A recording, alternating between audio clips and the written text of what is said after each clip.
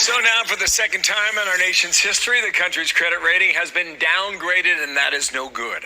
Fitch Ratings point to rising debt and a, quote, deterioration in standards of governance.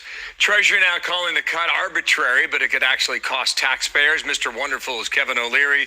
He's got a take on this now. Nice to see you, sir. Good morning to you. We were in the same spot 12 years ago. 2011 was the only other time. What do you make of it as the Biden administration pins a little bit of this blame, not a little bit, maybe a lot, on Donald Trump? Go figure.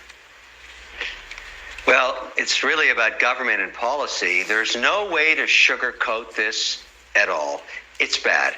And I'll tell you how you measure it's bad. Basically, when you downgrade the U.S. economy, which is what this downgrading is, you are losing a little faith in the U.S. dollar and the U.S. Treasury bill, because the default currency of the world, defined by every commodity priced by U.S. dollars, is the good faith of the U.S. government. And the whole world trusts it. Most sovereign funds keep the majority of their liquidity in U.S. dollars. That got hurt 24 hours ago, because now you start to ask yourself, well, where is this going? A downgrade from AAA to AA, does it go to single A? Now, if you're a sovereign wealth fund, you start to put that in your mind, and the bottom line for you and me is the cost of capital goes up. In other words, what it costs for us to borrow money to fund the government in deficit goes up. No sugarcoating that. Now, how does this actually affect the next 24 months? Well, let me explain. Think about the CHIPS Act and the Inflation Reduction Act. We're printing billions of dollars. Government claims it has merit. It's important to do this.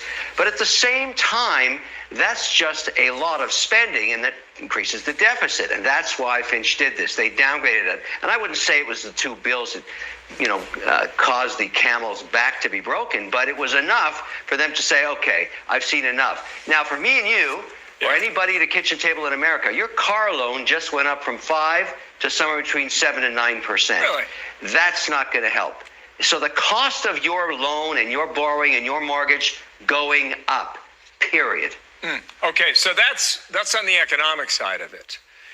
But on the political aspect of the Biden administration was defending itself, and they pointed repeatedly to January 6th, from a political standpoint that leads to a lack of trust on behalf of those who are investing in the United States of America. Now, do you think that to be true?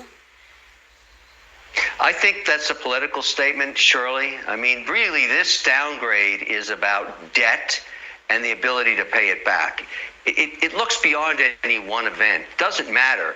The more the government goes into deficit spending, the more rating agencies scrutinize the quality of that debt. And if you thought we got to the point of no return where it was impossible to pay this debt back, you'd rename the United States of America Venezuela. Wow. So that's what you got to start thinking about. It's that simple. We're nowhere near that yet. But, investors like me look at this every single day and say, what happened there? What happened in the last 24 hours? And how does that change my propensity to bet on the United States of America as a long-term good gamble where I put capital to work? And that lost a little bit last night on the downgrade. Okay. I keep pointing this out to people. How can you possibly spin this in a good light? There isn't one. There's no good news.